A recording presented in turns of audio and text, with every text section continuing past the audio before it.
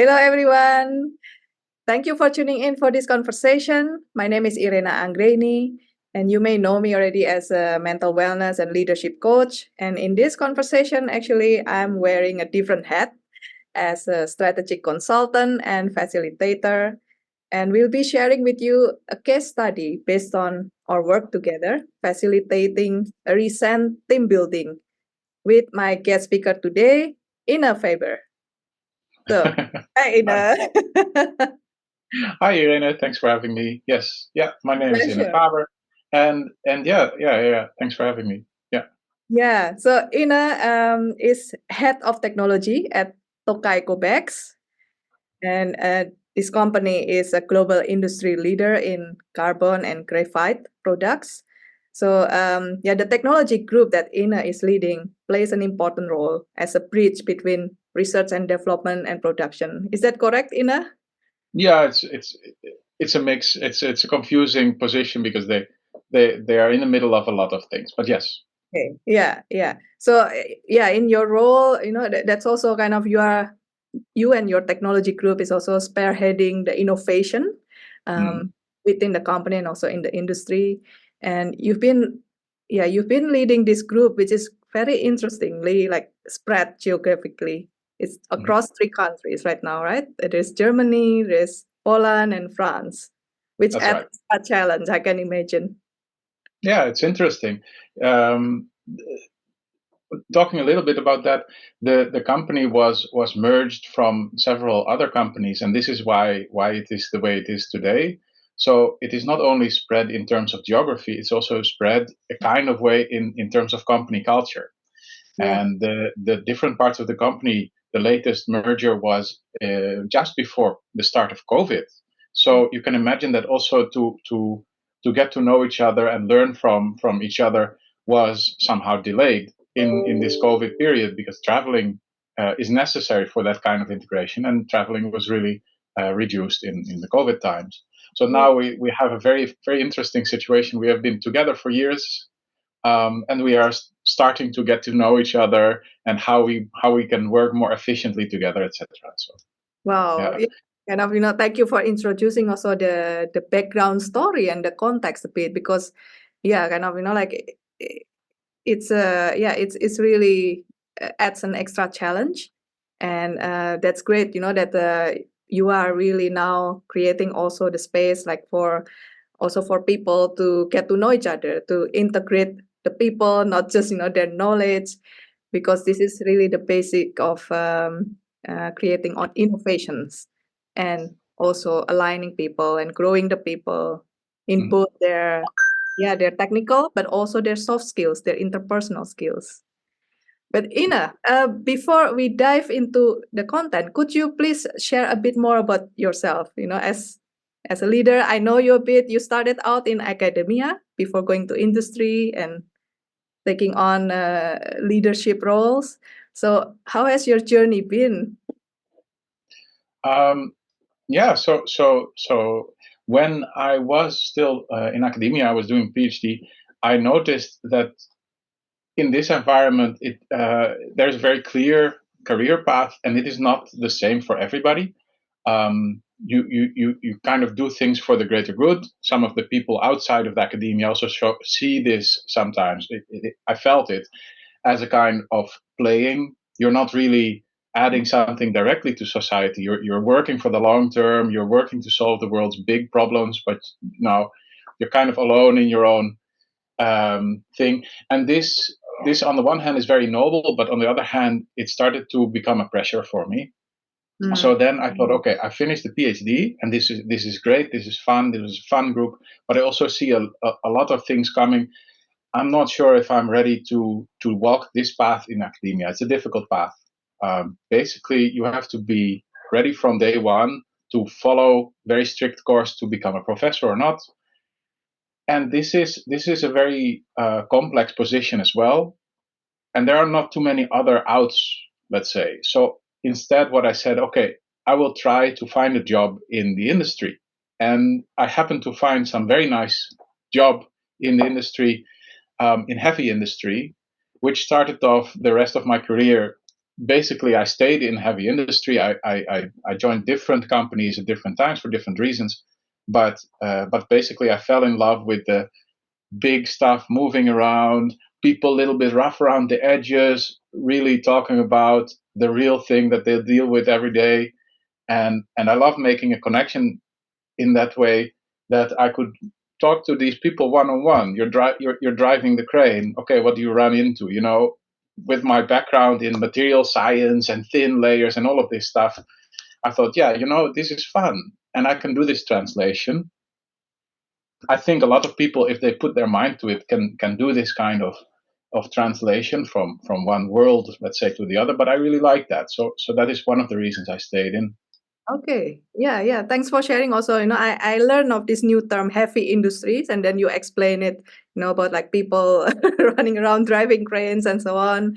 And it sounds like you found your place and you're able to, yeah, kind of somehow to make the translation, because from academia, it's indeed like kind of about the big picture, the theory and the concept into really no nonsense applications, like in the Mhm. real industry.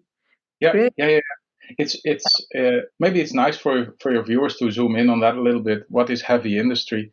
Um, Now that I'm head of technology, I get a lot of information that is oriented somehow to IT. Mm, I'm not. This is not the point. We have an IT department; they're very good. It's not me. Um, Heavy industry itself and the technology in heavy industry is, for example, producing steel, producing aluminium, and in our case, producing some carbon products and graphite products.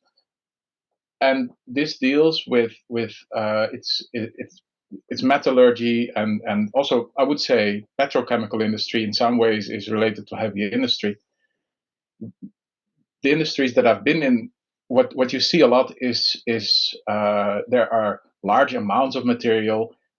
It is called heavy because usually you're moving something with 10 or 20 or even 100 tons weight at the same time. You're moving it around by some crane or something like that. And the individual things that you're dealing with are more expensive than your average car, just because they are so big and heavy. And it also makes it efficient, but it also makes it very slow looking, and it makes it somehow uh, very special in safety terms. A lot of yeah, safety around the world is about, okay, not getting something in your eye, and it's very serious because you can lose the eye, or not getting shocked by electricity because, okay, you might get some embolism or something like that. But in heavy industry, there's a lot about traffic and about cranes and about slow moving things that don't seem very intimidating apart from how big they are, but they are also very, very dangerous. If you get one of mm, those on your foot, you lose the foot, and this is very serious. yeah, So yeah, this and this sort of world, that is the heavy industry, and yes, yeah, yeah. I, Thanks I for fell in love. yeah, that's really kind of, I sense also your passion, like, oh yeah, that you really are having fun like in this role, and like with this kind of, it's a world that uh yeah, I don't know, I guess I'm not so familiar with, so I'm assuming maybe like a lot of my audience are not familiar with, um but yeah, there's for sure like this kind of different different ways of looking at the what you mentioned also, safety. Yeah, Hmm, and hmm. there's also the psychological safety, that's also part of it, how are the people feeling in themselves, Yeah. how well are they feeling in themselves. Hmm. And yeah, kind of, how do you see yourself in the role of a leader, in this heavy industry space, and especially in this particular context, you're leading the technology group at Tokai COBEX. Like, how do you Hmm. see yourself as a leader? What's your So role? so this is something that changed for me. I have to go back again to one of the points that I found when I was in heavy industry. When I was working in aluminum, my CEO, I wasn't reporting directly to him, but our CEO was looking for somebody to lead what they call the pot rooms, which is a production department. And it is technically complex, but it is also about leading about 100 people. Before that time, I had barely any leadership experience, just a little bit, but not not to that scale. And I was thinking, why would I want to do this? And he made a very compelling argument, which was, everybody already knows you're smart. And he didn't say it in a condescending way or in a flattering way. It's just a matter of fact. It's on my CV. I am the smart guy. I'm technical. That's fine. People will believe that, but they will not trust you with, for example, big groups of people or big projects because you haven't proven yourself in that. And so here's a chance that you can learn and prove yourself, that you can deal with a medium-sized operation. You can deal with a lot of people at the same time. And I thought, oh, wow, that's really compelling argument. And I don't know exactly why the guy trusted me with that, but it worked out. I think we were moderately successful in that operation, and I was happy in this position, challenged a lot. But then I found out also, and I was pointed very strongly at this by my colleague Patrick Claudel, that in this new position, I absolutely had to let go of all the technical parts. Anything like that was a trap, and I had to really focus on what do I need to do to make the people succeed? To what do the people need from me? How do I deal with that? How do I play that role properly?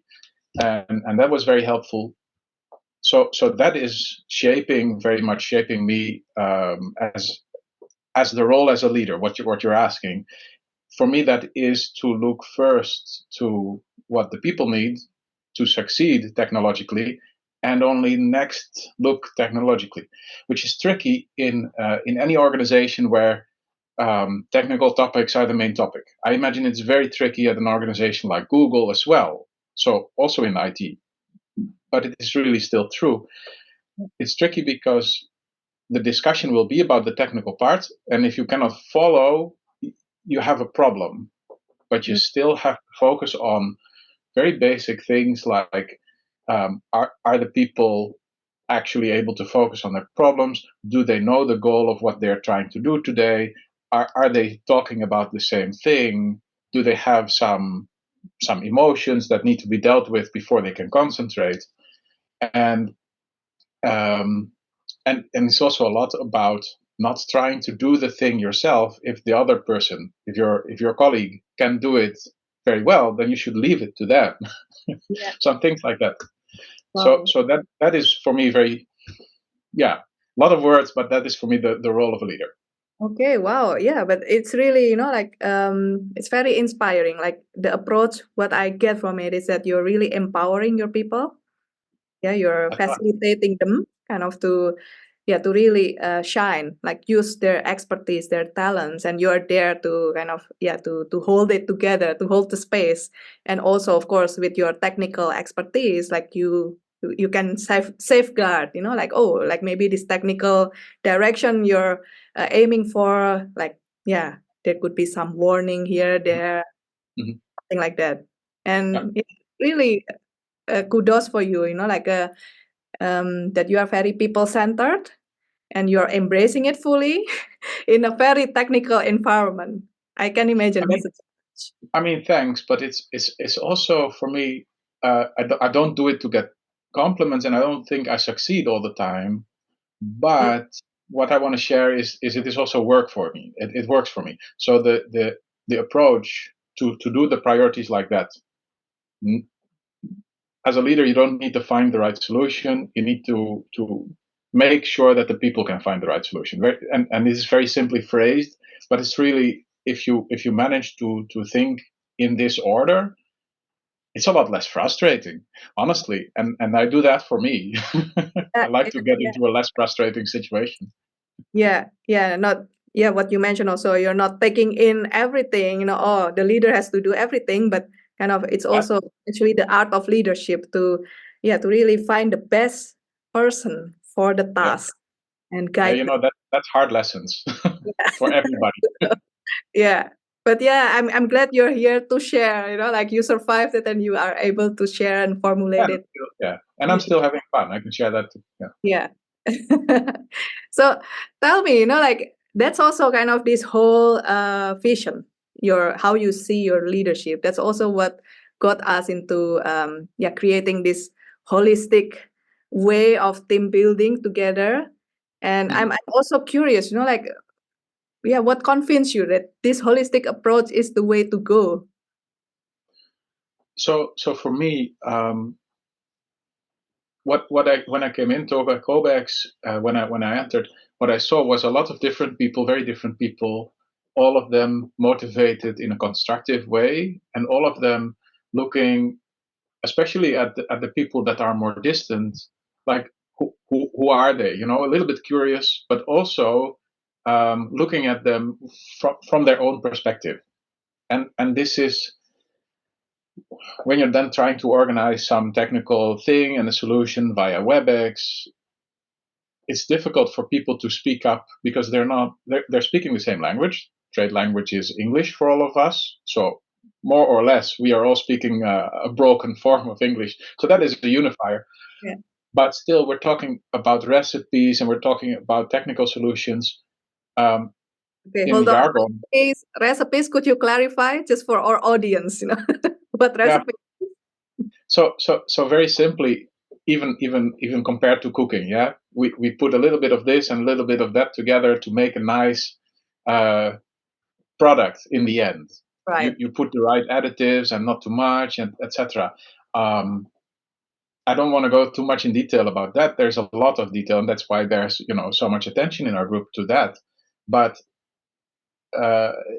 even these are defined in a different way, and the numbers are not the same, and the numbers don't mean the same thing. I didn't to derail you from your story, but just kind of your recipe, kind of this alloy recipe, like to create carbon. Like alloying. I think if you're familiar with metal, it would be close to alloying. In the case of carbon, it's mixing materials, solid materials, with different grain sizes, different properties, and some binders that are more or less suitable to make a product, and trying to manage that in a way that is optimizing the end result, and is not creating any funny surprises. And this is a difficult thing. So back to your story, Enne. Back to your story, kind of why this holistic approach? So there's a lot that these people have in common, and there's also they're speaking. I would call it a different language. And then where do you start? Then you have to organize things together. But even to start and organize things together, you need to kickstart it a little bit and make sure that these people will basically trust each other and have some positive notion when they are thinking of this other person that they're going to collaborate with. It's difficult if you're in the same hallway, but it is really a little bit more difficult if you're not able to just meet in the coffee room, because the coffee room is a very great unifier, even if you don't drink coffee. So then we're also thinking how to make that really effective, and then we together, you and me, we thought about some aspects. What would you focus on? What would you look for if you only had a very limited amount of expensive time that you put the people together, and after that you have to resume this WebEx kind of normal rhythm? And so that was convincing for me to look at the whole picture, to make a good plan, and then to focus this activity, these priorities, let's say, in a very short time, and start really from the basis. And this resonates with me also as a technical person. Starting from the basis means that you prevent a lot of surprises, and everything after will be easier. And what I mean by basis, well, we actually talked about that.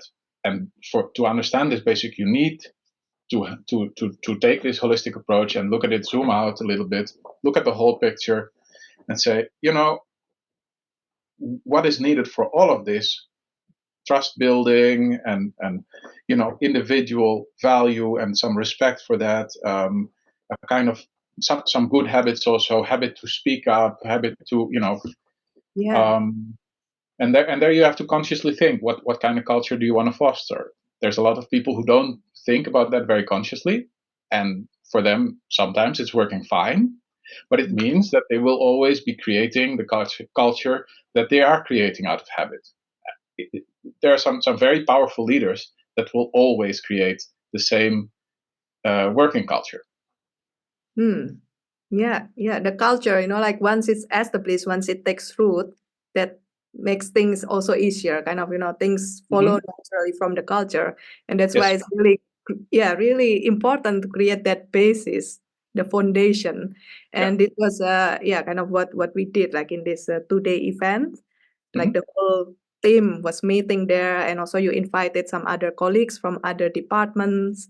And I loved also how you planned it, like, because one of your requirements was kind of, okay, like I really want to balance the being and the doing. There's technical discussion and so on, but I also want the people to connect with each other, to really integrate themselves, get to know each other. Yeah. I think we pushed them out of the comfort zone a lot, and they really did that. So I was also impressed by the commitment of everyone who was there. To if I don't understand what's going on here, I will just trust the process and follow along and speak up when I'm asked to speak up. And then we created also some habits.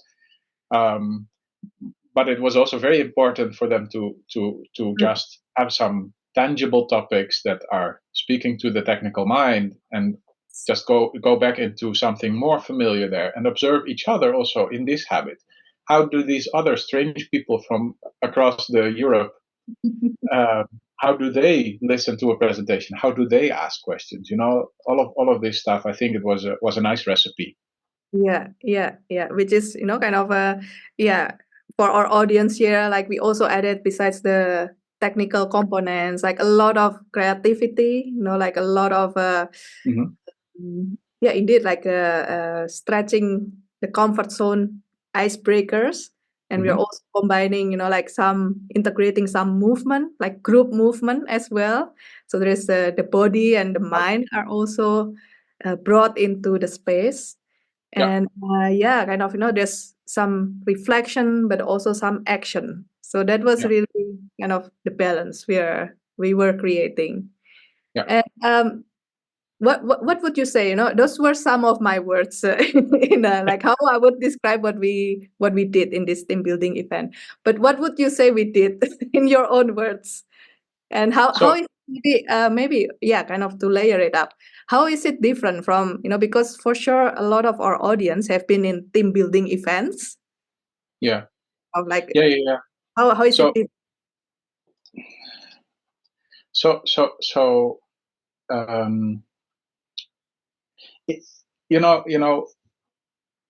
you can do a lot of these things in a team building event and still not really reach the goal that you wanted to reach with the event. And that it's also something down to preparation. It's also something down to luck, or how the dynamic plays out. So I have to say there was no toxic behavior in this group at all. And if you're doing something that is asking people to be vulnerable, that is moving around and doing some weird exercise movements, or just drawing something on the paper, then you run this risk, and you have to take this risk that there might be a disturbance, might not go according to your plan. So we're also lucky with that, but also it is very good to have some goals in mind for the event beforehand, and some ways that you can look at it. And you really asked me to define then what would you be looking for in the event. When would you change the plan? When would you want to trigger people a little bit more or not? And this is very helpful to prepare for the dynamic of the people. Again, when I was first leading this group of people in aluminium, one of the people in the management, Karel, I didn't understand this guy very well, and he was very not technical. So I didn't really understand how to deal with what he said. But one of the things he said was, you have to really pay attention to the dynamic of the people, to the behavior of the people. And this I came to understand a little bit better just by paying attention. What do you mean behavior of the people? What do you mean dynamic? If you can manage to learn that, to recognize the body language and figure out are people constructive? Are people paying attention? What are they looking for something? And you ask that and you figure that out, how that is going. That'll also give you a lot of control without having to interfere with the group to make sure that it is going in a constructive way. It's going in the direction that you want to go. Yeah. So yeah, what was the question? It's great that you know, like, yeah, I think what I get from what you shared is that there is like no toxic behavior. These are really committed, talented people with Yeah. positive attitude, and we are there to create the right condition for them, you know, kind of, because Mhm. they also want to connect. They want to know Mhm. what other colleagues in different countries are building, and you have Yes. exchange. Back to the question, which was, what would you say we did in this you know, in this 2-day event, team Yes, building event? exactly. How is it different from the team building events you've experienced so far? So what we did was we actually prepared for the dynamic of the people. We actively took that in mind, and it's not, applying some exercises is like applying the instruments. Is, you have a hammer, you will always look to apply the hammer. So if you have, for example, knowledge of I don't know, the 4 colors of personality, you will apply the 4 colors of personality, and in principle that's not wrong per se, Yeah. but it's also not really preparing for the situation where you're really trying to improve something, which Mm, is, we have this group, we would like them, very simply put, to be more integrated and to have extra trust built in each other. Then we're going to look for this and this and this and this and this, mm. and that is, and then the instruments will come. But what we will actually look for and do to reach that effect. Yeah, because the journey was also quite a search. Like, we did quite meticulous preparation, you and I. You know, like, Mhm. yeah, you mentioned also, I was asking you a lot of questions as a leader, like, you know, what do you sense in your group? What do you Yes. want to see happen in the team meeting, in this technology meeting? And also, you know, like, then the tools, indeed, the exercise are Mhm. geared towards creating the conditions so that these are achieved. And Yes. what do you see as the most important outcomes? You know, kind of, what are the human impact? Because these are really about the people that you're leading in the Mhm. technology group, but also it's part of the bigger business of Tokai COBEX. What do you see as the impact on the human and the business side? So a big part, and we didn't mention in the interview so far, but a big part of this was to make sure that people feel included and that they are part of the story and that they are co-creating the story. And co-creating is kind of a buzzword now, but still, it makes a big difference whether the manager is saying, "Hey, we need to do this, and this is important, and let's all do it," or the people themselves are saying, "Hey, I have a great idea to improve this, and I think it could work like this and this." And then I say, as a manager, "Great, um, reach out to some people. How far it is? Okay, I would like to know about it, but go ahead and tell me if you need to scale up and we need to free up some resources."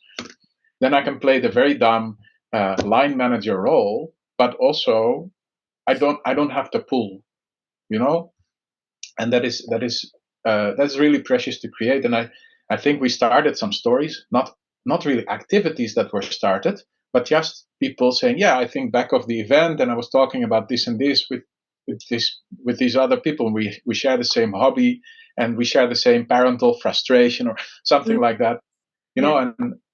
And then they feel at least included with each other, which is a very big part of them being able to take ownership of the work or the collaboration or the project you do together. Yeah.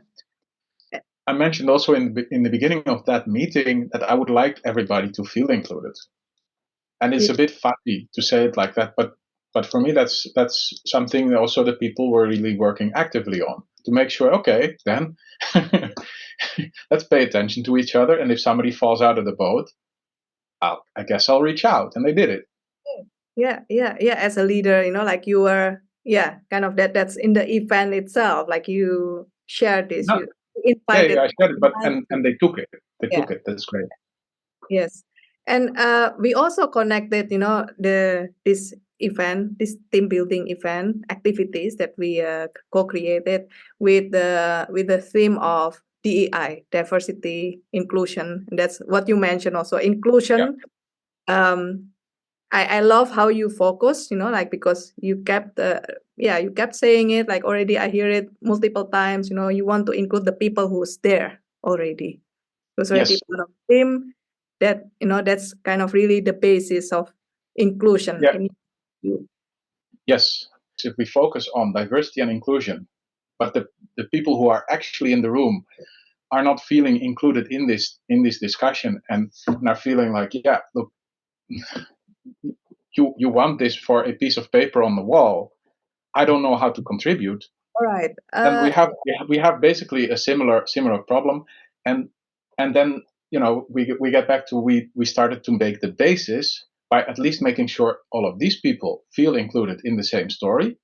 Then if we need to include another person and another person and another person, we have already created the right dynamic. We have already created some healthy habits for people to how to include people in their group, and it's more natural that way. Okay, Ina, what do you see as the important outcome of this team building event? Kind of we were like talking about like the people as the central attention piece of this activity, Yeah. uh, but also yeah, the human is part of the business at Tokai COBEX. So what do you see like the impacts on the human and business side? Yeah. So for me, it's really important that we, like I said, we're focusing a lot on the basis. And the reason for me is because you don't want to skip that basis, meaning that if we're talking about ownership of some activities, the way to improve some product, make it stronger, harder, better, or to improve the operation, to make it more efficient, to make it less error sensitive, or just to the activity, how to onboard somebody, how to include them. And especially that one I think is important. If you want to include people to the group, you want to start just with a healthy dynamic and with the idea ingrained in everybody's mind that we all feel included in this group that is looking to improve the things, and we are getting this new employee, welcome dear new employee, for example, and let's make sure that this person also feels at home. And the basis for that, I would say that the very basis for that was already there. I felt very welcome when I joined. But in integrating some teams that are on different locations, you wanna also create that and focus on that and make sure that their group, the circle, is as large enough to include the other groups that are from the other side. So it's not three separate circles; it is one big circle.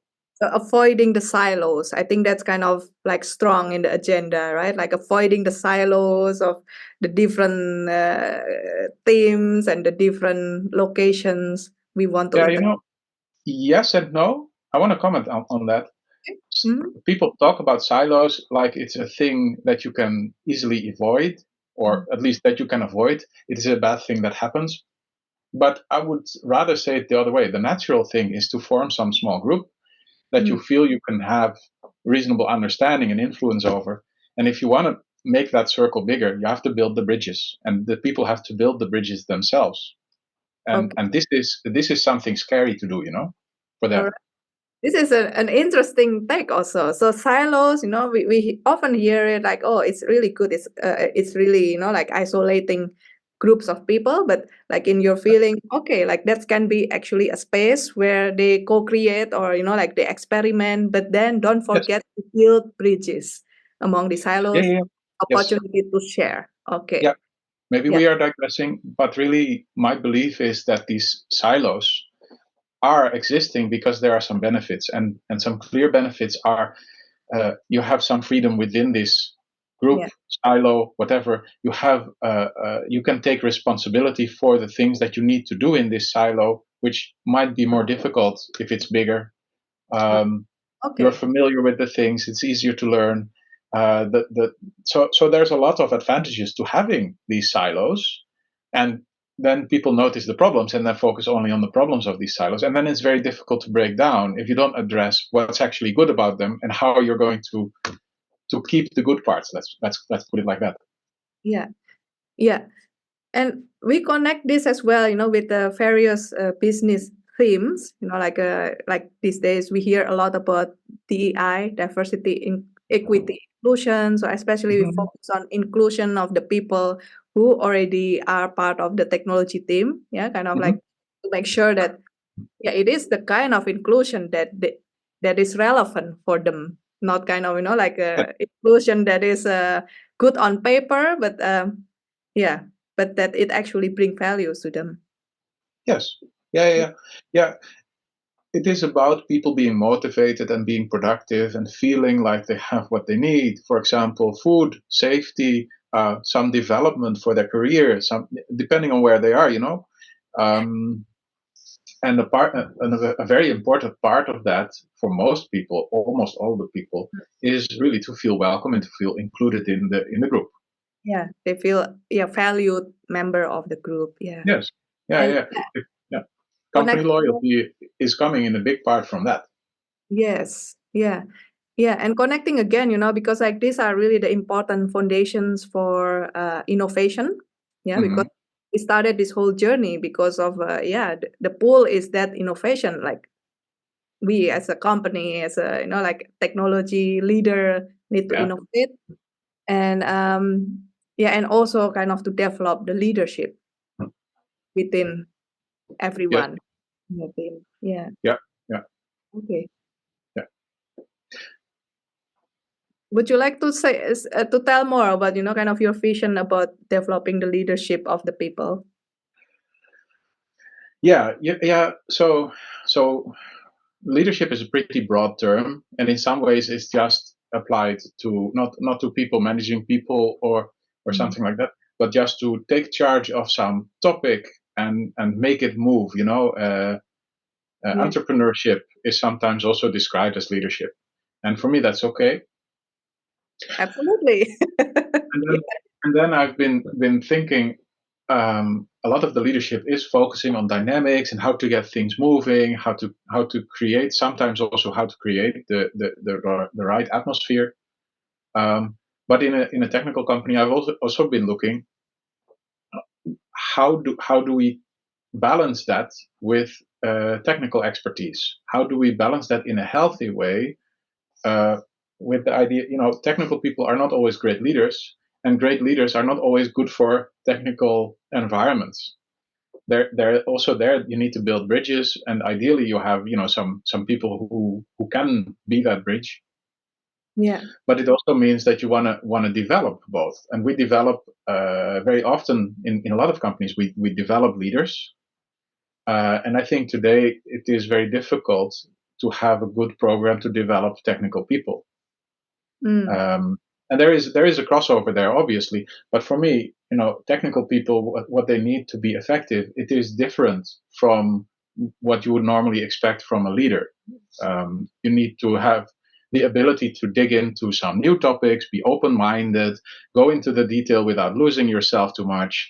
You need to have good context that will help you to support your ideas, because you're not alone, and that's not so much about leading these other people and telling them what to do, or even bringing them with you. Is more about, I share my idea, but I have no idea to make money out of it. But if somebody else from my network can support me in that, and we can work together, and then we can make money out of it, then we can make a business. That's the entrepreneur thing. And I think is very hard sometimes on people to have to do it all themselves. So there, the network is also very important. Yeah. Yeah, it is about balancing all those pieces. Yeah, it sounds right. Like there's the expertise, but then there's also, for sure, like when you're an expert, you're also a thought leader. Yeah, you communicate your expertise, and you need to collaborate with others, use your network, like you say. And that also, it's a different aspect of leadership, like more a collaborative leadership. So I think really, kind of and there are a lot of people actually around and successful that have this kind of balance, and also found how can I use my own skills, and what do I need to get from my network, because it's not my strength. Yeah. I think that some of these people were smart enough to even form themselves a little bit in that direction. But most people that I'm aware of kind of stumble into the whole career thing and figure out, okay, I'm good at this, I'm bad at that, and then more or less like myself, kind of stumble into situations where, okay, I learn a lot now. I think differently about the world. I feel like we could maybe think about doing that on purpose. Looking with people, not how they want to develop as a leader, but even just how they want to develop to be effective as experts. And there are some common themes there, I think. Yeah. And you mentioned about, stumbled into situations that eventually you learn a lot from it, but also kind of we could actively co-create that situation ourselves, like how can I create situation or invite people to co-create that situation where we all can learn together, the Yeah. skills we need, whether it's in experts, developing further our expertise or in our leadership or in our collaborative or entrepreneurial Mm-hmm. spirit. So, yeah, that's wonderful take for this, Ina. Mm-hmm. Um, so Ina, No. we work like quite intensively, like in the preparation, like kind of I was consulting you, and then also I was there in person Yeah. co-facilitating with you, and we've been like doing this evaluation and also kind of kind of reporting, like sharing our findings or discoveries to the stakeholders, like in your company and also in public. Mm-hmm. Yeah, how how have you experienced actually working with me like throughout this journey? I'm It curious. was a nice balance. When I say that some things are, for example, not my strength, one of the things that is not my strength is to get something rolling, get it more concrete, reaching some milestones in between. There, it was a great cooperation because you did that very well. And I don't know if that is normally your strength, but you kind of balanced out the cooperation there, and also it helped me ask asking me the questions. In doing that, you help me make a lot of the things that are somehow in the back of my mind with fuzzy thoughts more concrete and verbal, it communicable. So that was really great. And also I just had fun. It was it was nice to do something and make steps together. And yeah, I hope you also had fun. I think you did. Yeah. It's a kind of, I would say it like a really an experiment as well, kind of because Yeah.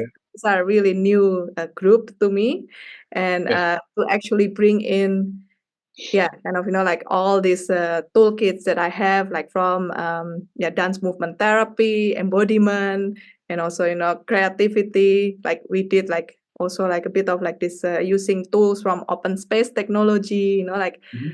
creating multiple icebreakers so that people really are interacting with each others.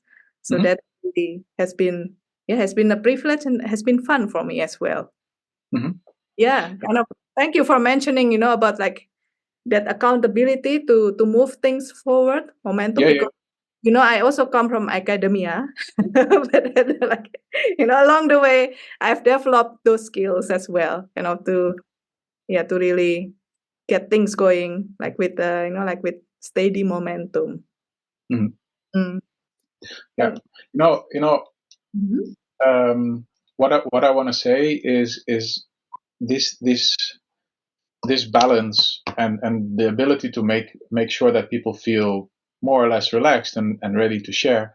This is something that is valuable to a very high level, because in hierarchy usually it's like that people always have worries that are more or less appropriate for their role. Mm. Sometimes too much because there's a shortage, and sometimes it's too easy because there's a windfall. Yeah, Okay. but normally the people that are paid the most should also have a lot of stress. which makes it very difficult for them to relax and think very far into the future and cooperate with their peers that have also a lot of responsibilities that don't always match. Yeah. Yes, these people are paid a lot, but it also means that to form an effective story, they need to be very mature, they need to be very cooperative, and very often there is not really an active process to bring them together. So it's also up to management teams or people like that to get together to build these bridges. I think a lot of the times they hire some strategic consultant to help with that. I think you have the right attitude in approaching this. I think it applies to all levels. Yeah, glad to hear. Personal or team-oriented approach, where So I think it's worth following up this. What you say, it's also a different role, different hat that you put on to be the strategic consultant. Yeah, I think it's worth approaching. You can have a lot of result like that. Okay, wow, yeah, thank you for kind of for explicitly sharing that, because and also what you mentioned about being a leader, like of course there's a lot of responsibilities on your plate. Yeah, and I don't think like organizing and leading a 2-day event is per se in your job description, but really because of your inner drive, really you really want to bring the people together. That's why you created this, and that was really a great act of leadership as well, that you reach out for, okay, who can support me in this creation of such an event so that it's effective as well. It's not just, oh yeah, we did team building and but we actually achieve the goals that you want to set up for the future. Yeah. That leads me to to my next question, actually. What is next in your roadmap, Ina? Yeah, so for me, the start of building these bridges, it's been made, and this afternoon I'm going to discuss with some colleagues how to follow up these meetings or similar meetings for the next year, and make also start some projects, make some concrete actions. Right. And at the same time, I've been discussing with HR, and actually I'm the one lagging there to start some courses or budget to support the people in their own development and growth. Okay. So this is basically what's next. Our company is also reaching some very exciting times. We are developing some new products. We have dealt basically with the outfall of the some supply chain crisis in 2022. So that is more or less finished. But now some new topics are coming up, and it's really exciting. So the team will play a lot of important roles in that, in managing how do we do that technically. How do we solve this problem? How do we solve that problem? So it's great. Yeah. So in that, I think one of my focuses is just to make sure that the people who have been building these bridges, they can also go together in these projects. Okay. Yeah. So it's really great that there are, that is exciting, and there's also already like some concrete steps like moving forward. Yeah.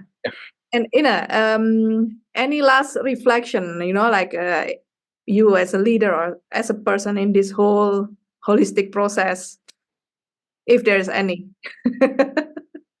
No, I think I think in that way I would repeat myself. So that's fine.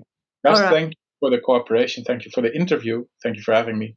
Yeah, I hope it was not too chaotic, but I'm sure you will edit out anything that. We edit out the chaotic part.